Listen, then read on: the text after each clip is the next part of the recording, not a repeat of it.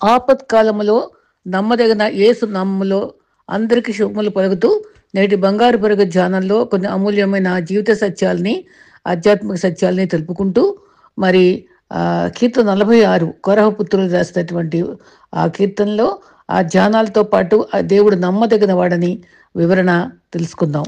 మరి ఈ దినాన్న బంగారు పరుగు ధ్యానంలో మీ కొరకు నేను సేకరించిన మంచి వాక్యాల్లో మరట విశ్వాసములో అబ్రహాం కావచ్చు, మనం యుద్ధంలో యెహోషువలు కావచ్చు, అభిషేకించబడిన దావీదు కావచ్చు, జ్ఞానంలో సొలొమోను కావచ్చు, కానీ క్రమశిక్షణలో నిగ్రహంలో యోసేపు వలె ఉండలేకపోతే, మరి దానియేలు వలె నిబ్బరంగా ఉండలేకపోతే సంసోన్ లాగా పతనం అయిపోతామని జాగ్రత్త పడాలి. అయితే దేవునితో సహవాసం చేయడం మొదలుపెట్టినప్పుడే దేవుడు ఈ లోకంలో నీకు ఎలా జీవించాలో నేర్పించడం మొదలు పెడతాడు. ఎందుకంటే ఇహలోకంలో దేవుని సహవాసం కన్నా మించింది ఏమీ లేదు. అయితే మరి ఈ లోకపు ప్రేమ మన ఆ, మంచికి మనల్ని ప్రేమిస్తుంది. దేవుని ప్రేమ మన తప్పుల మధ్య కూడా మనల్ని ప్రేమిస్తుంది. అదే దేవుని ప్రేమ మనకు అర్హత లేకపోయినా ఆకాశంలో కురిపించే మరి ఆశీర్వాదాల జల్లులాగా మనకు ఆ, ఆదరణ, నెమ్మది, శాంతిని ఇస్తుంది. మరి ఎవరైనా దేన్నైనా ఎదిరించి నిలవాలి అంటే ముందు దేవుని ముందు మోకరిల్లాలి. నువ్వు ఎక్కడికి వెళ్ళినా విజయం చూడాలి అంటే నీ పాదాల బలంతో కాకుండా నీ మోకాళ్ళ ప్రార్థనా బలంతోనే ముందుకెళ్ళాలి. పాదాల బలంతో కాదు, మన సొంత శక్తితో కాదు, సొంత చిత్తంతో కాదు. దేవుని చిత్తంలో మోకాళ్ళ మీదే మనం జయం పొందగలమని గుర్తుంచుకోవాలి. ప్రార్థించి చూడాలి. నీ సమస్యలకు పరిష్కారము మరి నిరుత్సాహం కాదు, నీ చేతకాని పరిస్థితికి మరణం కాదు. జీవితం ఎప్పుడు ఒకే విధంగా ఉండదు. నిరాశ పడకూడదు. అన్నీ చేజారిపోయిన తర్వాత బాధపడే ప్రయోజనం ఉండదు. కాబట్టి ప్రార్థన మాత్రమే తప్పకుండా చేసి ధైర్యం తెచ్చుకోవాలి. దేవునిపై దృష్టి పెట్టడానికి మీ ప్రయత్నాలు మిమ్మల్ని మళ్ళీ మళ్ళీ క్రీస్తు వైపుకు నడిపించనివ్వండి. అప్పుడు మీరు ఆయన కృపలో లీనమైపోతారు. మన ప్రార్థనా విధానం ఎలా ఉండాలి అంటే, మా ఆలోచన విధానం మీ ఎదుట సరైనగా ఉండటకు, మా తలంపులు పరిశుద్ధంగా ఉండటకు అనుదినము మీ పరిశుద్ధ వాక్యము చేత మా హృదయము శుద్ధి చేయండి ప్రభువా. అపవాది ఆకర్షణ నుండి మమ్మల్ని విడిపించి ఆత్మీయ సంబంధమైన ఆశీర్వాదాలతో మమ్మల్ని నింపండి అని నిందనము మన స్తోత్రంతో ప్రార్థించుకోవాలి. ఈ జీవితం శాశ్వతం కాదు, ఈ లోకం శాశ్వతం కాదు. అటువంటప్పుడు నీకు కలిగే సమస్యలు మాత్రం ఎలా శాశ్వతం అవుతాయి? నువ్వు శారీరకంగా ఎదుర్కొనే ప్రతి బలహీనతలో దేవుని శక్తి పరిపూర్ణమవుతుంది. నీ జీవితంలో ప్రతి ఒక్క పరిస్థితి అంతటితో దేవుని కృప సరిపోతుంది. నువ్వు ఏ బలహీనత బట్టి ఈ రోజు నిరాశపడుతున్నావో దేవుడే చూస్తున్నాడు. నా కృప నీకు చాలని అంటున్నాడు. 2 కొరింథీ 12:9 ఎప్పుడు గుర్తుపెట్టుకుందాం. నా కృప నీకు చాలును, బలహీనతల యందు నా శక్తి పరిపూర్ణమవుతుందని ప్రభు చెప్పిన మాట మన హృదయంలో ఉంచుకుందాం. మరి మన పాపం, మన తప్పులు దేవుని గాయాలను తరచుగా రేపుతూ ఉంటే ఆయన మాత్రం తన గాయపడిన హస్తంతో మళ్ళీ నిత్యము పిలుస్తున్నాడు. నా యేసయ్య ప్రేమ ఎంతో గొప్పది. ఆయనకు గాయపరిచిన మనసు ఆయన లేదు. గాయపరిచినప్పుడు ఎప్పుడు మనల్ని గాయపరచలేడు. మనం గాయపరిచినా సరే. కాబట్టి ఆయన ప్రేమిస్తూనే ఉంటాడు. చాలు ప్రభువా నీ ప్రేమ అని మనం ఎప్పుడు స్తుతించుకుంటూ ఉండాలి.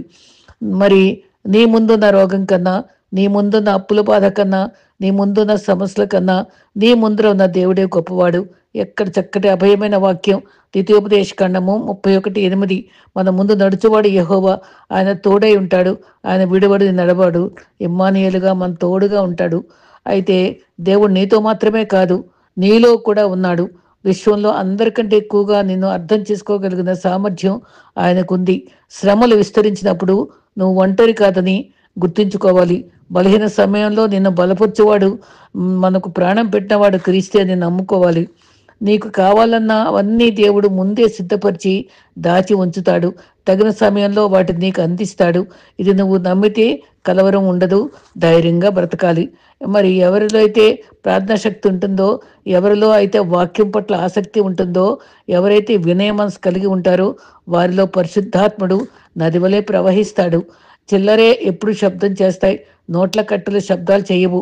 ఎంత ఎదిగినా నోట్ల కట్టల వలె విలువగా బ్రతకాలి. శబ్దం చేసే చిల్లరగా కాదు. చిల్లర మాటలు మాట్లాడకుండా మరి ఎంతో వినయంతో మంచి విలువగల మాటలను మాట్లాడటానికి ఇష్టపడాలి.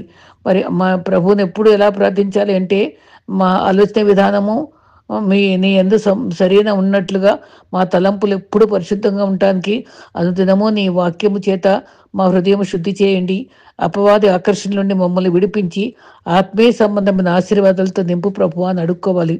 అంతేకాదు ఎంత ఎత్తుకు ఎదిగినా ఏ విధంగా కృంగిపోయినా సరే దేవా నీ యందు మాత్రం ఒదిగిపోతూ నీ రెక్కల నీడలో నీ బలిష్టమైన చేతుల కింద దీన మనసు కలిగి విధేయతతో నీ చెంత నివసించడానికి సహాయం చేయి ప్రభువా అని మనం ఎప్పుడు అడుక్కోవాలి. మీరు ప్రార్థించిన దానికోసం సిద్ధం చేసుకోండి. విశ్వాసంతో బలంగా ఉండాలి. దేవునిపై దృష్టి పెట్టుకోవాలి. మీ ఆశీర్వాదం మీరు అనుకున్న దానికంటే దగ్గరగానే ఉంటుంది. అది అకస్మాత్తుగా జరగబోతుంది. దేవుడు అత్యంత బాధాకరమైన కథను అందమైన సాక్ష్యంగా మారుస్తాడు. అది ఆలోచించుకోవాలి. నలుగురికి మంచి జరుగుతుందంటే 4 రోజులు కష్టమైన పనైనా సరే సంతోషంగా భరించుకోవాలి. మరి నచ్చని పని 10 నలుగురి కోసం సంతోషంగా చేయడంలోనే గొప్ప త్యాగం ఉంటుంది. మరి మన జీవితంలో ఇప్పుడే ముగిసిపోయింది అనుకోకూడదు. దేవుడు మాత్రమే పులి స్టాప్ పెట్టాలి కదా. అప్పటి వరకు కామాతోటే సాగించాలి. విశ్వాసంలో కర్తయు తను కొనసాగించు యేసు వైపు చూస్తూ మన జీవితాన్ని కొనసాగించడం మనకి అవసరం. మరి మరి ఈ దినాన్న 46వ కీర్తనలో ఉండే ధ్యానాన్ని మనం చెప్పుకుందామండి. మరి 46:1 దేవుడు మాకు ఆశ్రయము దుర్గంనై ఉన్నాడు, ఆయన నమ్ముకోదగిన సహాయకుడు. ఇది భయపడుతూ జీవించే అవసరం లేదు. దేవుడు మనకు సహాయం చేయబడే సైనికుడికి యెహోవా మనకు తోడై ఉంటాడు. అయితే యుద్ధాలు మన పక్షంగా చేస్తాడు. ఊరకుండుడి దేవుని తెలుసుకోండి అని కూడా అన్నాడు. యాకోబు దేవుడు ఆశ్రయము, నమ్మదగిన దేవుడు సహాయకుడై ఉంటాడు. ఈ వాక్య ధ్యానాలు అందరికీ ఆశీర్వాదంగా ఉండాలని నా ఆశయం. యేసు నమ్మిన వారికి ఆయన ఎప్పుడు కూడా సహాయకుడుగానే ఉంటాడు. సైతాను కూడా ప్రభావంతో మనల్ని ఎదిరించే స్థితి కలిగిస్తూనే ఉంటుంది. అప్పుడు ఆయన నమ్మిన వారికి ఆయన వాగ్దానాలు అండగా ఉంటాయి. హెబ్రీ 11లో విశ్వాస వీరుల ద్వారా దేవుడు తోడై ఉండి ఎన్నో గొప్ప కార్యాలు చేశారని మనం జ్ఞాపకం చేసుకుందాం. ఆపత్కాలంలో మనకు మరి చాలాసార్లు ఆపదలు వస్తాయి. మనం తెలియకుండానే ఆపదలు సంభవిస్తాయి. తెలిసి వచ్చినా తెలియక వచ్చినా ఆపద దాడి చేసే పరిస్థితి తప్పదు కనుక విడిపించగల శక్తిమంతుడు దేవుడిని గుర్తించుకోవాలి. నమ్మితే చాలు, ఆయన మనకి నమ్మదగిన సహాయకుడిగా ఉంటాడు. అయితే మన జీవితాల్లో మరి ఏ విధంగా మరి మన విశ్వాసాన్ని బట్టి మనకు సహాయం చేస్తాడు. మరి భవిష్యత్తులో చిన్న ఆపదలు లేక పెద్ద ఆపదలు రావచ్చు. ఎన్ని ఆపదలైనా దేవుడు మనకు సహాయం చేయగలడు. మరి సునామీలు తప్పట్లేదు. దేవుడు మనల్ని బ్రతికించాలనే సంకల్పం ఉంటే సముద్ర పొంగు ఆవరించినా సరే, దాడి చేసినా సరే, వాటిని సృష్టించిన దేవుడు మనల్ని తప్పించే ఇష్టతతో ఉంటే రక్షిస్తాడు. భూకంపాలు ఆగగలవు, సముద్రాలు చీలిపోగలవు. సృష్టించిన దేవుడు గొప్పవాడు మనకున్నాడు. ఆయన శక్తి పవర్ అధికం. ఆయన అవగాహన కలిగి ఉండి రక్షించగల సముద్రుని ఆయన మీద ఆధారపడి బ్రతికేద్దాం. అయితే దేవుడు బలమైన దుర్గము. మరి 46 కీర్తన రాయబట్ట సందర్భం గమనిస్తే మరి ధ్యానిస్తే ఆ కాలంలో అశూరీయులు ఎప్పుడు ఇశ్రాయేల్తో యుద్ధం చేస్తూనే వచ్చారు. సిరియా ద్వారా దక్షిణంగా ప్రవేశించారట. వారు రాగానే పచ్చని పొలాలు కోతకొచ్చి బంగారు రంగుతో కోతకు సిద్ధమై ఉంటే శత్రువుల తాటికి బీడు భూములుగా వాటిలన్నిటినీ చెదరగొట్టి మార్చేసి పాడు చేసి ప్రాకారాలు కూల్చేసి పొగ మాత్రం మిగిల్చేసి మరి ఆకాశ పక్షులు శవాలపై తేలుతూ ఉంటే ఆ భయంకర స్థితి ఎదుర్కొన్నారు. పాపం హృదయవేదనకు గురయ్యారు. ఆ రోజుల్లో హిజ్కియా పరిపాలించేవాడు. మరి హిజ్కియా కాలంలో వాళ్ళకు పన్ను చెల్లించి సమాధాన తెలుసుకున్నాడు. కానీ అది వాళ్ళ బలం ఎక్కువైపోయి యూదా బలము చాలలేదు. ఆ టైంలో తనకి దిక్కు తోచక హిజ్కియా చాలా తెలివైన వాడు, దేవుని ఆశ్రయించాడు. సహాయం కోరినప్పుడు దేవుడు అద్భుతంగా ఒక దూతని పంపి అందరినీ కూడా సంహరించడం అద్భుతం జరుగుతుంది. ఆ పరమాంత భరితులైపోతారు. ఆ విజయం పురస్కరించుకుని ఈ 46 కీర్తన రాయబడింది. ఎప్పుడు యుద్ధాలు వచ్చినా ఈ అధ్యాయాన్ని చదువుకుంటారట. ఆ దేవునిపై విజయంపై దేవుని ప్రభావము మరి ఎంతో మరి నమ్మకత్వం ద్వారా విజయం పొందామని, అద్భుతమైన అనుభవాలు పొందుకున్నామని, భయంతో ఉన్న టైంలో అప్పత్కాలంలో సహాయపడిన జయమిచ్చారని వాళ్ళు ఎంతగానో ప్రహర్షిస్తారు. ఎన్ని పరిస్థితులైనా మరి సమయోచితంగా బలమైన దుర్గమైన దేవుణ్ణి నమ్ముకుందాక సహాయకుడు కనుక మనందరికి కూడా మన అవసరాల్లో కూడా సహాయం చేస్తాడని ఆపత్కాలంలో మనం మొరపెట్టు నేర్చుకుందాం. 1 నుంచి 3 వరకు ఆశ్రయమైన దేవుని గురించి ధ్యానిస్తామట. బలమైన దుర్గంగా ఆయన ఆశ్రయిస్తాము. మరి 3 నుంచి 6 వరకు మరి మరి ఒక నది గురించి వివరణ ఉంది. 8 నుంచి 11 వరకు అధికారిని గురించి సందర్భం వివరించారు. 3 రకాలుగా మనకి 3 స్టెప్స్గా ఈ అధ్యాయాన్ని ధ్యానిద్దాం. మొదటిగా 46 కీర్తన 1లో దేవుడు మీకు ఆశ్రయమున దుర్గమునై ఉన్నాడు, ఆపత్కాలమున ఆయన నమ్ముకొనదగిన సహాయకుడు. ఇందు వ్యక్తిగతంగా ఆశ్రయం కనిపిస్తుంది. రెండవదిగా శక్తివంతమైన ఆశ్రయంగా దేవుడు మనకు నమ్మదగిన వాడిగా కనిపిస్తాడు. ఆశ్రయం అంటే ఏంటి? క్షేమము. క్షేమంగా ఉండి మన ఆశ్రయం ఇచ్చే దేవుడు. ఉపద్రవాలు సంభవించినప్పుడు మనకు క్షేమం కలిగించే స్థలము దేవుని సన్నిధి. మరి 23 కీర్తనలో మనకి ఏముంటుంది? కృపా క్షేమాలు మన వెంట వస్తాయన్నారు. మన కష్ట సమయంలో భయంకరమైన బాధల్లో క్షేమకరమైన స్థలం చేర్చే దేవుడు కాపురిగా ఉన్నాడు. అన్నీ ఉన్నను ఏదో వెలితిగల జీవితం ఒక్కోసారి మనకు దిగులు కలిగిస్తూ ఉంటూనే ఉంటుంది మనసులో. అప్పుడు మనం నమ్ముకోవడం చేత కావాలి. అప్పుడు శ్రమలుగా కనిపించకుండా ఆయన అభయం కనిపిస్తుంది. రెండో భాగంలో శక్తివంతమైన ఆశ్రయము. 3-7 వచనాలు గమనిస్తే, ఆపదలో నమ్మదగిన వాడని అపారమైన విశ్వాసం కలిగి ఉంటే తప్పక సహాయం చేస్తాడు. మరి జాన్ ఫిలిప్ అనే ఒక ఆయనట పాలస్తీనాలో పనిచేసేవాడట. ఆ దేశంలో భయంకరమైనటువంటి ఆ శత్రువుల యొక్క ఒత్తిడి ఎక్కువగా ఉండేది. ఎవరు బయటకు వచ్చేవాళ్ళు కాదు. ఎటు చూసినా శత్రువులే. వస్తే తుపాకుతో కాల్ చేస్తారు. ఎవరైనా బయటకు రావాలంటే తుపాకుతోనే రావాలట. అటువంటి భయంకర పరిస్థితుల్లో ఆయన ఒక సంఘంలో వాక్యం చెప్పమని పిలిచారట. ఆయన వెళ్ళాలని ఎట్లాగన్నా ఎంతో ఆశతో ఉండి తప్పించుకుని చాటుగా ఒక చర్చికి మొత్తం మీద ఇబ్బందులతోనే ఆయన వెళ్ళాడట. ఆ ప్రాంతంలో కర్ఫ్యూ ఉందట. చాటుగా చర్చికి వచ్చి ఉన్న కొంతమందితోటే ప్రసంగం చేసి ఇంటికి చేరటానికి వచ్చినప్పటికీ ఎవరో ఒక జీప్ వచ్చి ఆయన పట్టుకుని, ఎక్కడి నుంచి వస్తావు, ఏం చేస్తున్నావు, ఎక్కడికి వెళ్తున్నావు అని ఆయన కంగారు పెట్టారట. ఆయన తప్పక వెంటనే ఆయన ఈ 46 కీర్తన గుర్తొచ్చి ఆపత్కాలం నమ్ముకుందగిన సహాయకుడు అని ఆయన మొరపెట్టుకుని, ప్రభువా నీ చిత్తమైతే నన్ను తప్పించు ప్రభువా అని ప్రార్థించుకున్నాడట. అప్పుడు ఆయన వాక్యం చెప్పి వస్తానయ్యా అని చెప్పగానే ఎక్కువ జీప్ అని చెప్పి ఎక్కించారా. ఎక్కడ తీసుకెళ్ళిపోతాడో, ఏ భయంకరమైన జైల్లో తీసుకెళ్ళి బాధపడతాడో అని ఆలోచిస్తూ, ప్రభువా అక్కడ కూడా నీకు వాక్యం చెప్పుకుంటాను, నీ మీద ఆధారపడతాను, నన్ను నీ చిత్త మీద తప్పించు మళ్ళీ ప్రార్థన చేసుకున్నాడట. ఆయన సరాసరి ఆయన ఎక్కడి నుంచి వచ్చాడో వాళ్ళ ఇంటి దగ్గర దింపి ఇంకొకసారి ఇలాంటి పనులు చేయకొని గద్దించి వెళ్ళిపోయాడట. ఎంత అద్భుతంగా ప్రభు కాపాడారు అని ఆయన మంచి సాక్ష్యం ఇచ్చాడు. మనకు కూడా అంతే. అలా ఆపత్కాలం నమ్ముకోదగ్గ సహాయకుడు, నమ్మదగిన వాడు. మనకు వచ్చే ప్రమాద స్థితిలో ఉపకారాలు చేసే దేవుడు మనం నమ్ముకోవాలి. ఆయన శక్తి కొరకు, సహాయం కొరకు తప్పక వేడుకుంటూ మరువకూడదు. యుద్ధ సమయంలో హిజ్కియా పరివారం అంతా ప్రార్థించి విజయం పొందారు. ఆపత్తులు ఎదురైనప్పుడు భయంతో ఉన్నారు. దేవుని ప్రార్థించి అడిగిన వారికి తప్పకుండా ఆశ్రయదుర్గమై ఉంటాడు. తర్వాత మొదటి వచనంలో వ్యక్తిగత ఆశ్రయం కనిపిస్తుంది. ఆదరించగల దేవుని శక్తి కనిపిస్తుంది.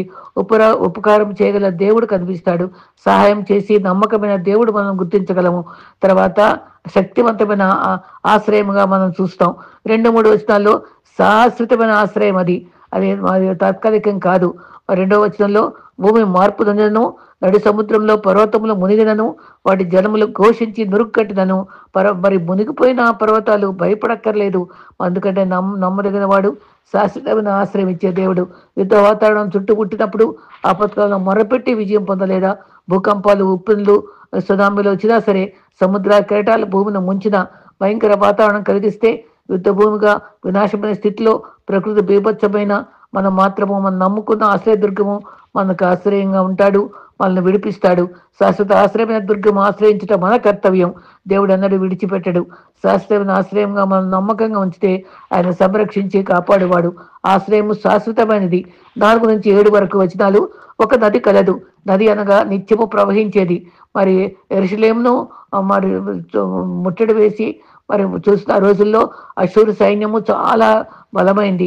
హిజ్కియా బలమైన తెలివైన పని చేశాడు.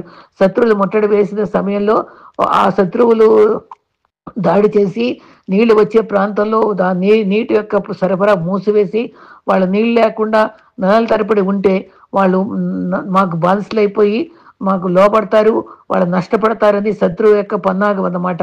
ఆ రకంగా మూసివేసినప్పుడు యూదావారు సైన్యమంతా శ్రమల వల్ల బానిసలుగా దాసులుగా ఉండిపోయి నశించిపోతారని, వీళ్ళకు దాసులు అవుతారని మరి అశ్షూరులు ఆలోచించి అలా నీరు బ్లాక్ చేసిన టైంలో హిజ్కియా ఎంతో తెలివిగా ఎంత చక్కటి సొరంగం నిర్మిస్తాడండి.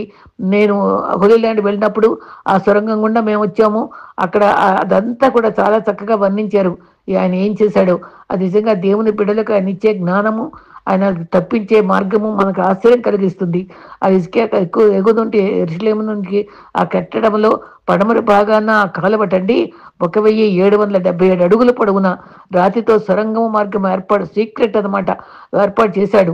నీటిని మళ్లించి చాలా దూరం అయినా సరే ఓర్పుగా నడిచామండి. నీటిని మళ్లించి నీటిలో కొరతను దారి మళ్లించి అందరూ నీళ్లు సరఫరా వచ్చినట్టుగా ఎవరు కనబడదు బయటికి, లోపల సొరంగం అన్నమాట తీర్చగలిగారు ఇశ్రాయేలుకి. ఆ దేవుడు ఎంత కాపాడండి, తన బిడ్డల ఎడల ఎంత ప్రేమ, లోటు తీర్చాడు. తెలివైన పని హిజ్కియా చేశాడు. ఒక నది కలదు, ఆ దేవుడు ఆ పట్టణంలో ఉన్నాడు, దానికి చలనం లేదు. నీరు కలిగిన ఆ నది దేవుని వాక్యము. ఆ నీరు మన హృదయాల్లో చేరాలి. నీటి కాలువల ఎవరు నాటపడినదే ఫలమిచ్చి చెట్టు వల్ల మనం ఉండాలంటాడు. నీరు వాక్యమే. ఫలమించే అనుభవాలు మనకి ఇస్తాడు. కాలువ వద్ద నాటపడితే నీరు పరిశుద్ధపరచబడి ఫలములు ఇస్తాము. ఆ రాజ్యం గురించి ముందు ఫలభరితంగా మనం జీవిస్తాము. వాక్యమైన నీరు తాగాలి. దేవుని రాజ్యం కొరకు సిద్ధపడాలి. ఆత్మ నేత్రాలు తెరుచుకొని పరసంబంధమైన విషయాలు మనస్కరించాలి. ఆ వాక్యం ఆధారంగా యేసు రక్తము ద్వారా మచ్చలేక ఆ దైవ రాజ్యం కోసం మనం ఎదురు చూడాలి. 8 నుంచి 11 వరకు చివరిగా అధికారి అని గురించి వ్రాయపడింది. వచ్చి చూడండి అని చెప్పి పిలుస్తున్నాడు. యెహోవా చేసిన కార్యంలో వచ్చి చూడండి, ఇదే కండి సాక్ష్యము. వచ్చి చూడండి అని చెప్పగలగాలి మనం. ఆయన భూమిపై నాశనం కలుగు చేయగా యుద్ధ రథములకు కాల్చివేయగలడు. యుద్ధం చేసి మన పక్షంగా మనకు విజయం ఇస్తాడు, లేదా అపజయం ఎదుర్కొంటాం. యుద్ధం చేయవలసి లోకనాథులతో మనం వారి యుద్ధం చేసేవాళ్ళు ముఖ్యం కాదు, కానీ వాళ్ళని ప్రేరేపించే దురాత్మ సమూహాలని మనం గమనించి వాటిని సమస్య పోయేలాగా మనం పోరాడాలి. మీరు సైతాన్ని ఎదిరించడి వాడు పారిపోతాడు అంటాడు. అది పోరాలి మనం. ఎవరైనా మన బలహీనతలో శత్రువు కనుక మన భయంకరమైన మాటలు మాట్లాడినప్పుడు వారి వెనక ఉండే శత్రువు యొక్క సైతాను ఆ పన్నాగా గ్రహించి వాళ్ళని ప్రేమిస్తూ వెనక ఉండే సైతాన్ని ఎదిరించుకుంటూ మనం కర్తవ్యం గమనించుకోవాలి. కలవరి దగ్గర చేరి విడుదల కోసం నిరంతరం ప్రార్థించవలసి ఉన్నాము. కొన్నిసార్లు సైతాన్ కొందరు వాడుకుని కలత కలిగిస్తాడని గమనించుకోవాలి. ఆత్మీయ నేత్రాలతో వ్యతిరేకతను గుర్తుంచుకోవాలి. సో మరి శత్రు సమూహాల కోసం మనం జాగరూకతతో వివేకంతో మనం గమనించుకుని శత్రువుని ఎదిరించడం నేర్చుకోవాలి. సేనా దయ్యం 2000 మంది సైతాన్ని పట్టినప్పుడు ప్రభు అందరిని పందుల్లో తోసినప్పుడు ఆడ చిత్తశుద్ధుడై దేవుని పాదాల దగ్గర ఉన్నాడు కదా. నిజంగా వాళ్ళు బాగుపడినప్పుడు వాళ్ళు మంచి వాళ్ళు అయిపోతారు. ఊరకుండడి 10వ వచనంలో నేనే దేవుణ్ణని తెలుసుకోమన్నాడు.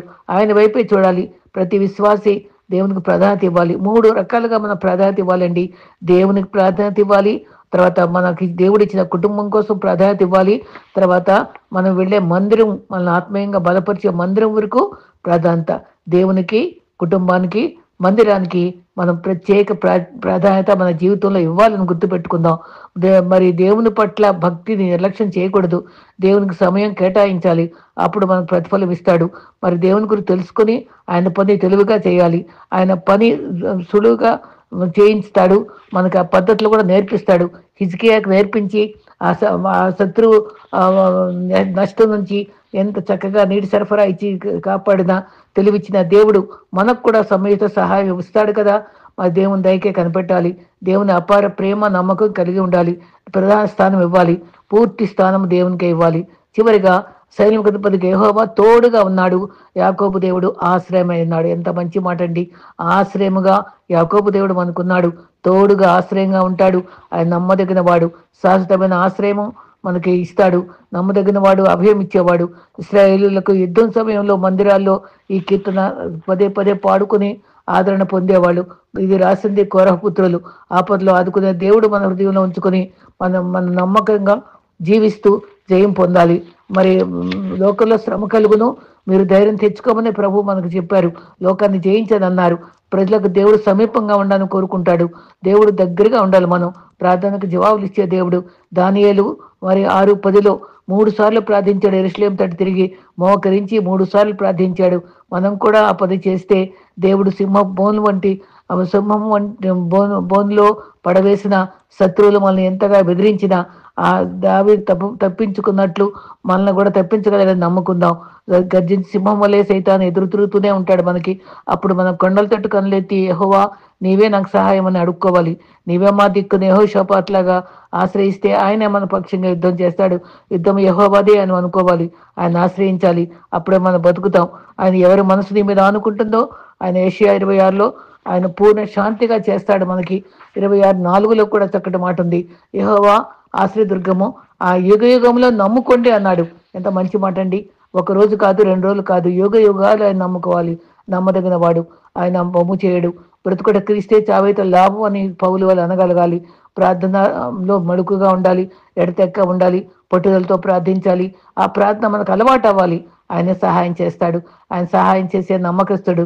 అంత విజయం మందవుతుంది. 46వ అధ్యాయం, భూమి మార్పు నన్ను, మరి పర్వతములు కదిలినను, సముద్ర పొంగినను, మన వల్ల దేవుడు మనకు సిద్ధపరిచినటువంటి గొప్ప క్షేమం మనకిస్తాడు. జీవనది వలె మన జలచరాలు, వృక్షాలు ఉంటాయి. జీవనాన్ని మన హృదయంలో ప్రవహింపజేస్తాడు. మన కడుపులో నుండి జీవజల ధారలు ప్రవహిస్తాయని కూడా మనకు వాగ్దానం ఇచ్చాడు. ఆయన శక్తి ఇస్తాడు, మనకు తోడుగా ఉంటాడు. అన్ని చోట్ల ధైర్యంగా ఎదుర్కోవాలి. ఆయన తోడు మనకి ఎప్పుడు ఉంటుంది. ఆయన మన హృదయం అనే పట్టణంలో మరి ఆయన చలనం ఉండదు కనుక, కలవరం ఉండదు కనుక దేవుడు సహాయం చేస్తాడు. ఇస్సాకు కూడా ఉదయాన్నే ప్రార్థించాడు. ప్రార్థన ద్వారా మన త్రోవలు సరళం చేస్తాడు. మన కంట ధ్వని భూమి కరిగిపోతుంది. 46:6 ఆయన భయపడిన వారు ఎవరు? మరి 18:29 వచనంలో దీనికి సహాయం చేయవారి ప్రాకారంగా ఉంటాడు. ఆయన సైన్యంలోనూ మనం జయించగలము. తోడుగా ఉంటాడు కాబట్టి అందరికీ తోడుగా ఉంటాడు. ఇమ్మానుయేలుగా ఉంటాడు. నిత్యము తోడుగా ఉంటాడు. మరి చెట్లకు మంచుగా ఉంటాడు. మన జీవితాల్లో మనకి ఆ దేవుడు ఆపద్బాంధవుడుగా క్షణమైన వదిలిపెట్టకుండా శూలమతి చెప్పినట్టుగా మనం ఆయన ఆరాధించాలి. అతి కాంక్షణీయుడు, ధవళవర్ణుడు, రక్తవర్ణుడు తోడై ఉంటాడు. ఆయన కార్యాలు వచ్చి చూడాలి, సాక్ష్యం ఇవ్వాలి. మరి ఊరుకుండండి, రక్షణ చూడండి అంటున్నాడు. మరి శత్రువులు వ్యతిరేకించిన లెక్క చేయరాదు. మనం ఊరకుండి, మనం ఎంతమంది మన మీద ఎగెన్స్ట్గా మాట్లాడినా, అదే క్రీస్తు సిలువలో మౌనం వహించినట్టుగా మౌనంతో మనం జయించి మనం జయశీలుగా జీవించాలి.